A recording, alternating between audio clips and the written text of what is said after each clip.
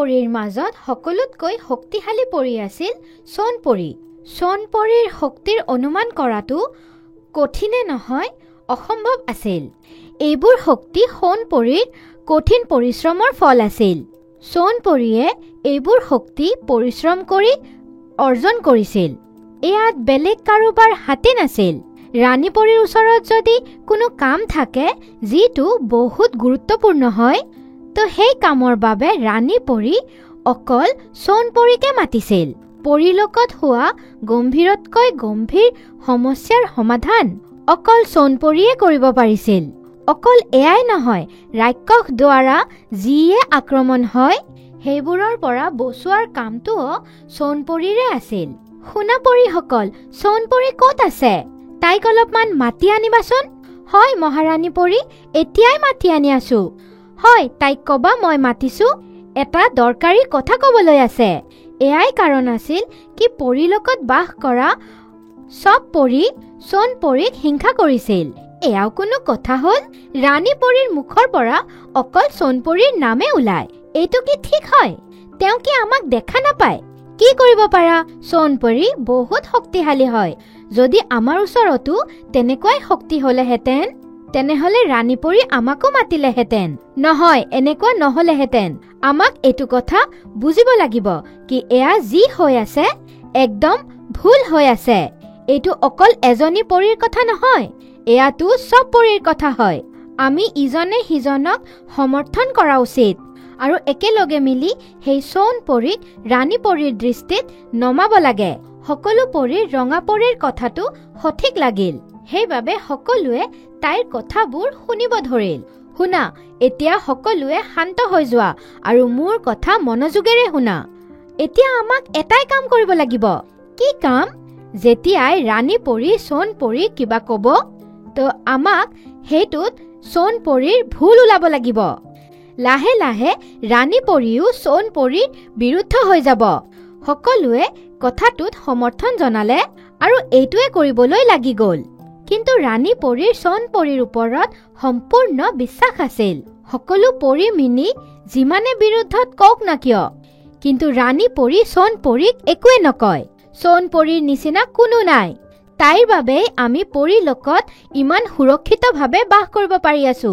যদি তাই নাথাকে তেনেহ'লে আমি ইয়াতে থকাৰ যোগ্যই নহম। সেইবাবে সোণপৰীৰ বিৰুদ্ধত একো শুনিব নিবিচাৰো মই। আৰে, আকৌ ৰাণীপৰী সোণপৰীৰ গুণগান গাব ধৰিল। এয়া কি কথা হ'ল? সোণপৰী যদি নাথাকে তেনেহ'লে আমি ইয়াতে থাকিব নোৱাৰিম। লাগি আছে ৰাণীপৰীৰ সোণপৰীৰ ওপৰত অন্ধবিশ্বাস আছে, যি ইমান সোনকালে নকমে। বেলেগ কিবা ভাবিব লাগিব। মোনাপৰী ৰঙাপৰীৰ কথাত সহমত নাছিল। তাই সোণপৰীক ভাল পাইছিল আৰু তাই জানিছিল কি সোণপৰী বৰ ভাল। সেইবাবে তাই আজিলৈকেও ৰঙাপৰীৰ কথা মানা নাছিল আৰু ৰঙাপৰীৰ লগত যোগ দিয়া নাছিল। সোণপৰী সকলো পৰীৰ লগত মিলিজুলি বাস কৰিছিল আৰু ভাল ব্যৱহাৰো কৰিছিল। কিন্তু আনফালে সকলো পৰী সোণপৰীৰ লগত কেইদিনমান ধৰি ভাল ব্যৱহাৰ কৰা নাছিল। সোণপৰী য'তে গৈছিল তাৰ পৰা সকলো পৰী গুচি গৈছিল। সকলো পৰী এনেকুৱা কিয় কৰি আছে? মই সিহঁতৰ কি অনিষ্ট কৰিছো? মইতো সকলোৰ লগত ভাল ব্যৱহাৰ কৰো। এয়া সব ৰঙাপৰীৰ বাবে হৈ আছে। ৰঙাপৰীৰ বাবে হৈ আছে, কিন্তু সেয়া কেনেকুৱাকৈ? ৰঙাপৰীয়ে কি কৰিছে? ৰঙাপৰীয়ে সকলোকে আপোনাৰ বিৰুদ্ধে ঘূৰাই দিছে। তাই বিচাৰে কি ৰাণীপৰীয়ে যেন তোমাক ইমান গুৰুত্ব নিদিয়ে। এইবোৰ কথা লৈয়ে তাই সকলোক তোমাৰ বিৰুদ্ধে ঘূৰাই দিছে। আচ্ছা, এনেকুৱা কথা। কিন্তু এয়াতো ভুল। মোৰ কিছুমান শক্তি আছে যি ৰাণীপৰীৰ কামত আহে। সেইবাবেতো তেওঁ মোক কাম কৰিবলৈ কয়। কিন্তু সিহঁতে মোক লৈ হিংসা কৰি আছে। এয়াও আকৌ কিবা কথা হ'ল নেকি? সোণপৰী একদম অকলশৰীয়া হৈ গৈছিল। ৰাণীপৰীৰ বাহিৰে বেলেগ পৰী তাইক মতাও নাছিল। এতিয়ালৈকেও একো হ'ব নোৱাৰিল। এতিয়া কিবা ডাঙৰ কৰিব লাগিব। ইমান সৰু সৰু বস্তুৱেৰে একোৱে নহয়। এজন ৰাক্ষস পৰী লোকত সোমোৱাৰ চেষ্টা কৰি আছিল, কিন্তু সোণপৰী সেই ৰাক্ষসজনক সোমাব দিয়া নাছিল। তাই নিজৰ শক্তিৰ দ্বাৰা সেই ৰাক্ষসজনক প্ৰতিবাৰ পৰাজিত কৰিছিল। এদিনাখন সেই ৰাক্ষসজন আকৌ সুমুৱাৰ চেষ্টা কৰি আছিল। তেতিয়াই ৰঙা পৰীৰ দৃষ্টি তাৰ ওপৰত পৰিল। লাল পৰী সেই ৰাক্ষসজনক মাৰিব ধৰিল। তুমি নাভাবিবাও কি মই তোমাক ভিতৰত সোমাব দিম। কোৱা, কি উদ্দেশ্য লৈ ইয়াতে আহিছা? মই সোণ পৰীৰ ওপৰত প্ৰতিশোধ ল'ব বিচাৰো। তাইক মই একদম ভাল নাপাওঁ। মই তাইক নেৰো। আচ্ছা, তেনেহলে তোমাৰ শত্ৰু সোণ পৰী হয়। তেনেহলে ঠিক আছে, মই তোমাৰ সহায় কৰিব পাৰো তাইক ধৰাই দিবলৈ। সঁচাকৈ তুমি মিছাটো কোৱা নাই? নহয়, একদম নহয়। এনেও মই তাইক একদম ভাল নাপাওঁ। তুমি ইয়াতেই অপেক্ষা কৰা, কিন্তু লুকাই থাকিবা। মই তাইক লৈ আহি আছো। ৰঙা পৰী বহুত দিনৰ মূৰত সোণ পৰীৰ ওচৰত আহিল। কি হৈছে সোণ পৰী? কেনেকুৱা আছা? হয়, মই ভাল আছো। তুমি কোৱা, ইমান দিনৰ পৰা ক'ত আছিলা? মোৰ লগত কথাই পতা নাছিলা? হয়, সেইবোৰ পুৰণি কথা হৈ গ'ল।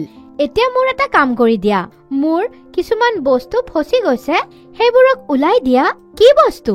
বলা না, নগলে নাপাবা। সোণ পৰী ৰঙা পৰীৰ লগত আছিল। ক'ত আছে বস্তু? বাস তাতেই। হা, চোৱা তাতেই। তেতিয়াই ৰাক্ষস বাহিৰত ওলাই আহিল আৰু তৎক্ষণাত সোণ পৰীক ধৰি ললে আৰু বান্দৰ বনাই দিলে। আজি তোমাক ধৰিয়ে ললো। এতিয়া আৰু বাচিব নোৱাৰা। এতিয়াৰ পৰা পৰিলোকটো মোৰ হয়। এতিয়া মই এইটোৰ ওপৰত নিজৰ অধিকাৰ সাব্যস্ত কৰিব পাৰো।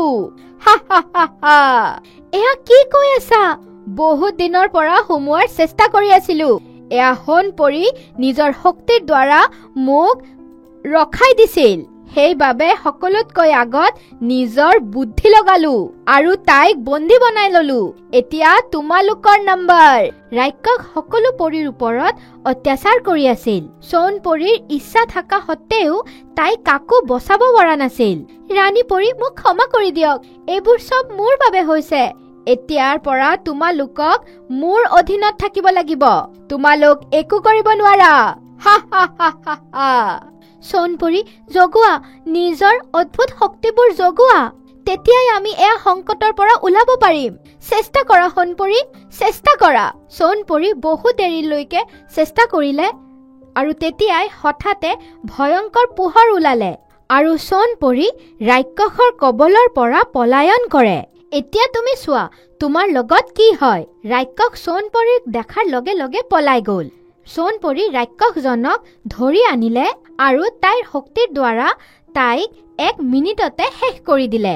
ৰাক্ষস শেষ হোৱাৰ লগে লগে সকলো পৰী মুক্তি পাই গ'ল। বাস এইটোৱে কথা, যাৰ কাৰণত মোৰ তোমাৰ ওপৰত ইমান ভৰসা। মই জানো তুমি আমাক ডাঙৰ বিপদৰ পৰাও বচাব পাৰা। ৰঙা পৰী নিজৰ ভুলটো বুজি পালে। মোক ক্ষমা কৰিবা, মই তোমাৰ বাবে বৰ ভুল বুজিছিলো। ৰঙা পৰী সোণ পৰীৰ পৰা ক্ষমা খুজিলে। তাৰ পিছত সব ঠিক হৈ গ'ল।